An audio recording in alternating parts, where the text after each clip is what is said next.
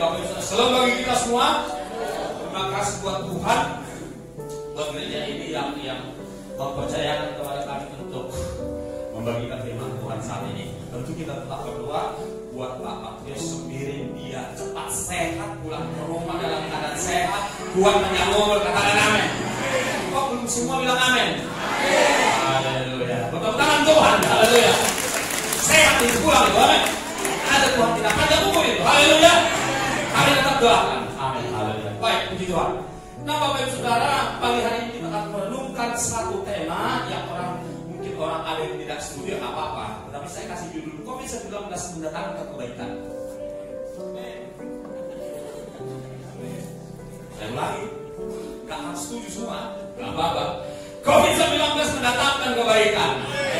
Di balik COVID-19 ada kebaikan demi kebaikan demi kebaikan yang terbaik buat umat percaya di seluruh dunia. Bagi yang percaya, itu juga amin. Karena apa? Karena firman Tuhan yang berkata Tuhan dari Roma 8 ayat 28. Cepat. Roma 8 28. Oke, semua membaca, tidak ada penonton. Pastikan handphonemu itu mode-nya pesawat. Tidak ada yang baca WhatsApp dan lain sebagainya. Ya, pura-pura baca kitab tapi jawab WhatsApp karena janjian. Stop perilaku seperti itu. Haleluya. Oke, amin, amin. Wah, puji Tuhan sudah banyak yang tidak buat kitab. Berarti gereja ini gereja bertumbuh. Sudah hafal Alkitab sehingga beribadah saja pun tidak dibawa, apalagi ke kantor. Dahsyat, men, dahsyat. Aduh, yang tersinggung makin sih normal. Yang tersinggung normal masih bisa berubah. Kalau nggak tersinggung lagi udah mati rasa nggak bisa berubah. Terpujilah nama Tuhan bagi yang sudah hafal Alkitab dari Kejadian sampai Wahyu. Haleluya. Oke, kita baca sama-sama. Jadi setiap kali ditampilkan dibaca, jangan ada yang pasif. Oke, setuju? Haleluya. Amin. Puji Tuhan, berkati. Shalom. Haleluya. Apakah aku menjadi musuhmu kalau aku menyatakan kebenaran kepada kata Paulus? Lebih bagus Tuhan nyata-nyata daripada kasih diam-diam. Amin. Supaya kita semua bertumbuh terus dalam Tuhan. Kita baca pada hitungan ketiga. 1, 2, ya.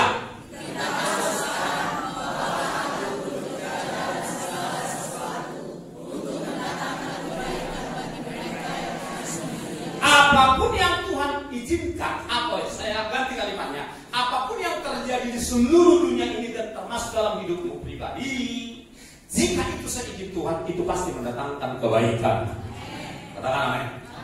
Termasuk COVID-19 itu seizin Tuhan, itu demi mendatangkan kebaikan bagi 6,8 miliar manusia di muka bumi ini. Kalau sadar, kalau enggak, ya. Tapi kalau nggak sadar atau tidak peduli, dia terserah. Hidup ini adalah pilihan, saudara-saudara. Tetapi bagi mereka yang sadar, yang insaf bahwa COVID-19 ini di baliknya itu ada kebaikan. Memang kita tidak menutup mata, ada penderitaan yang hebat, ada tragedi yang hebat melanda keluarga-keluarga, melanda orang per orang, di mana ayah yang dicintai meninggal, ibu yang dicintai meninggal, anak yang dicintai meninggal, saudara, teman-teman, sahabat dekat meninggal.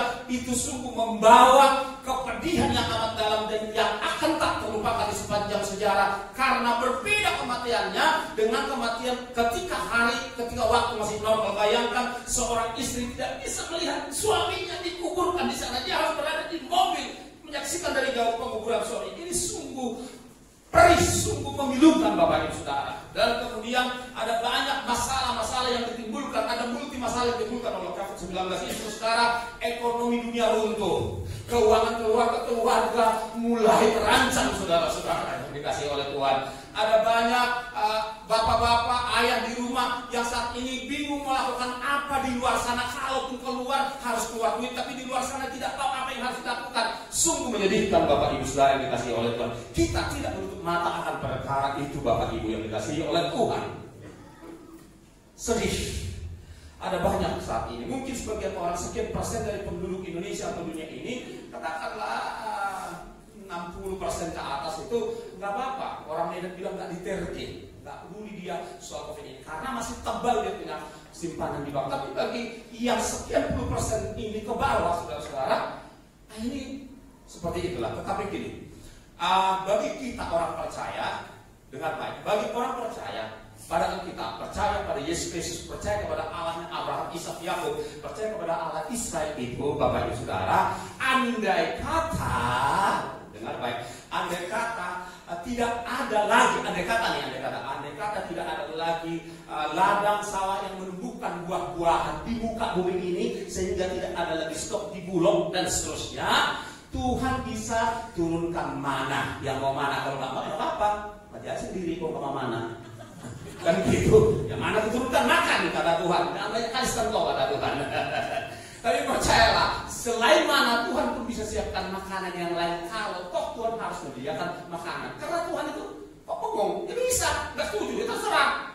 Nggak mesti setuju kita supaya melakukan perbuatannya. Nggak perlu persetujuan kalian, nggak perlu persetujuan manusia. Jadi nggak lakukan aja. Kalau dia melakukan misalnya nih saudara, dia menyediakan makanan yang lain, dia bisa di luar mana? Bisa saja. Kok bisa? Ya bisa lah. Lupa. Kan alam semesta ini sebelum kejadian 1 pasal 1 ayat 1 ini kan hampa, betul? Hanya surga yang eksis, semuanya hampa. Tapi kemudian eksislah ini, langit, bumi, cahaya segala macam bapak eksis dari yang hampa menjadi ada. Katakan dari yang hampa menjadi ada. Tuhanku bisa buat, katakan. Paham sekarang? Alasannya kenapa? Ada kata tidak ada makanan lagi, Tuhan bisa siapkan turunkan dari surga bagi yang percaya. Haleluya.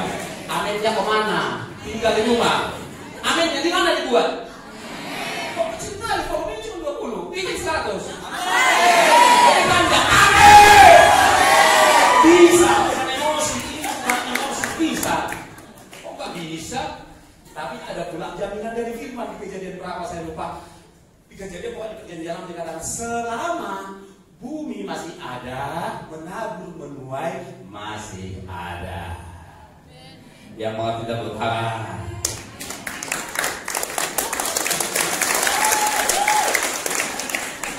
Payah cuma di Singapura. Di Medan dasar cuma di Singapura. Melet. You understand melet? Semangat, tepuk tangan. Menyanyi sungguh-sungguh. Jangan banyak kali pertimbangan tahu. Ini memperhatikan. Anak semua semangat, ikut lakukan semangat. Ayah gitu. Haleluya. Tetap semangat, amin. Haleluya. Puji Tuhan. Oke, itu dia. Jadi COVID-19 ini memang betul mendatangkan hal yang tidak baik bagi banyak orang. Tetapi di balik itu ada kebaikan kok. Buktinya banyak orang saat ini mengalami pertobatan di berbagai negara. Haleluya. Di negara-negara tidak ada pujian penyembahan seperti di Italia, di negara-negara Spanyol dan lain sebagainya. Dari satu rumah, dari satu apartemen, satu orang memulai satu lagu. Semua kontak di seluruh apartemen menyembah puji Tuhan. Di jalan-jalan ada pertobatan dan lain sebagainya. Terjadi pertobatan. Terjadi apa yang saya sebutkan dengan ini, mencari Tuhan. Ada banyak orang saat ini mencari Tuhan. Tapi nggak enaknya banyak yang sudah dapat Tuhan lesu-lesu, disuruh ibadah online pun nggak mau. Itu terjadi di Singapura. Di Medan enggak, semua aktif menonton kami. Iya nonton. Nggak serius, dikasih pada gini juga nggak semangat. Itu diparongin. Dari kasih pada semangat puji Tuhan. Macam kau saja yang paling miskin di dunia ini. Macam kau saja yang paling susah di dunia ini. Semangat dong puji Tuhan, amin. Haleluya. Iya, haleluya. Iya, siapa suruh pendeta cerewet. Oke, puji Tuhan, haleluya. Nah, saudara yang dikasih oleh Tuhan, kita langsung. Apa alasan kita untuk mengatakan di balik COVID-19 kan peduli mau COVID-19, COVID-20, COVID-21, COVID-22, 29 gak peduli, mau gak COVID, mau apapun namanya.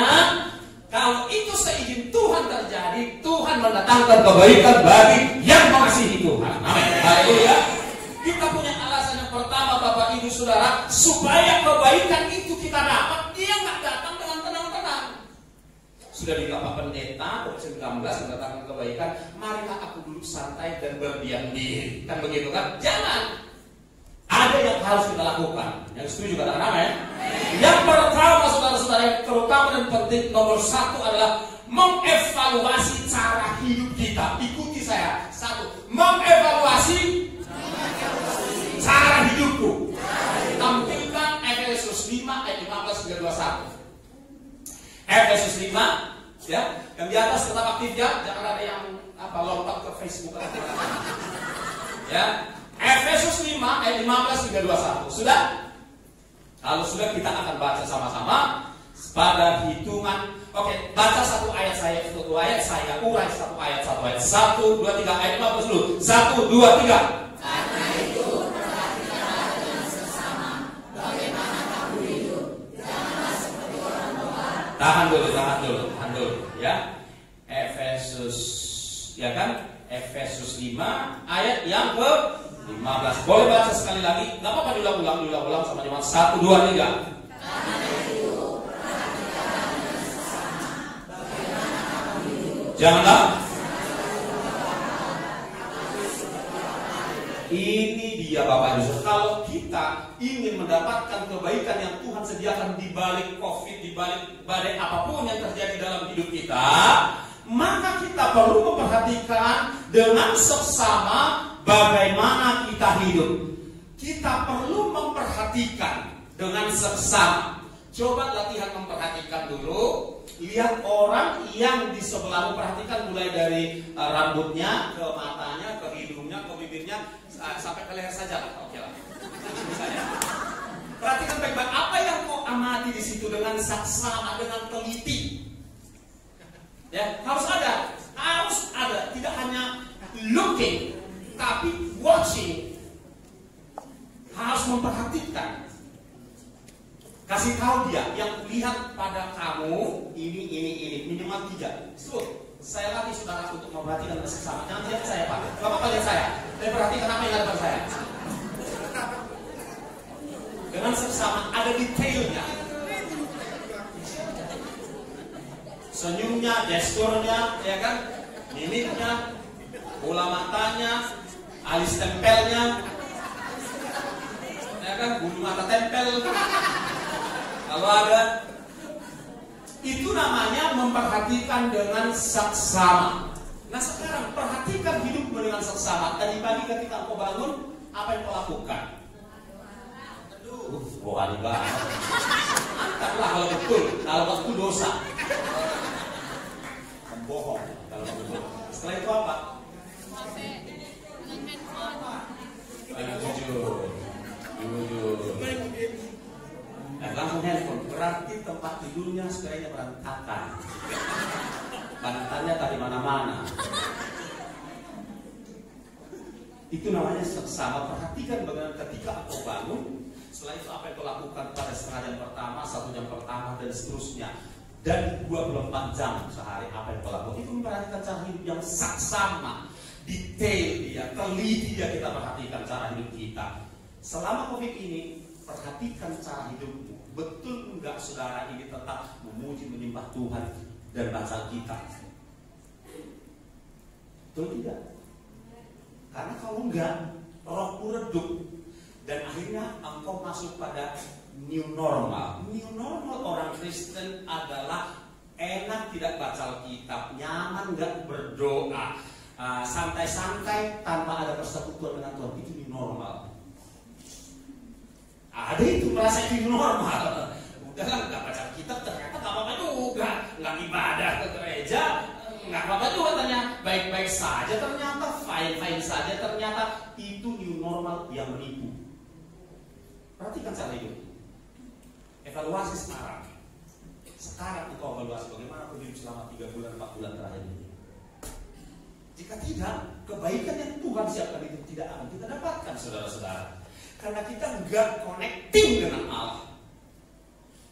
Karena kita hanya sekedar datang ketika ada kebutuhan. Jika seperti itulah cara hidupmu selama ini, bertobat. Gak ada tindakan lain. Nyesal, tak penting nyesal kalau gak bertobat. Bertobat kita semua. Begini Bapak Ibu Saudara, kita tidak berharap bahwa masa kesesakan besar Daniel 12 ayat 1 itu kita berharap tidak terjadi di masa kita itu. Kalau itu terjadi di masa kita ini, maka sekarang saudara dan saya harus mempersiapkan diri untuk tetap connecting dengan Allah. Apapun yang Tuhan izinkan terjadi, Dia pelihara kita. Kita nggak berada di luar jangkauan, saudara-saudara. Jadi saudara, evaluasi, perhatikan cara hidupmu selama ini. Dan kalau hari ini kau sadar cara hidupmu nggak benar, bertobat, berubah. Tetaplah connecting dengan Tuhan. Haleluya. Bukan hanya pagi kira-kira 56 menit, enggak. 56 berarti kan sampai 1 jam. Kan gitu kan kira-kira.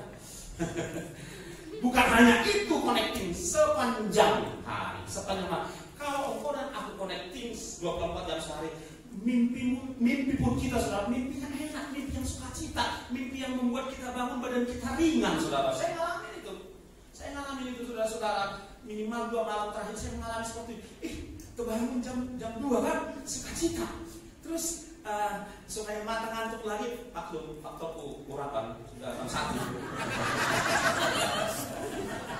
Pusing mataku. Aku lihat YouTube yang berguna, yang bermanfaat. Ngantuk lagi aku. Dalam tidur aku sukacita. Terus bangun lagi tadi jam berapa itu? Jam 5:30. Sukacita. Kalau engkau dan aku connecting dengan Tuhan 24 jam sehari. Yang setuju katakan amin. Caranya jangan tanggung untuk Tuhan. Haleluya.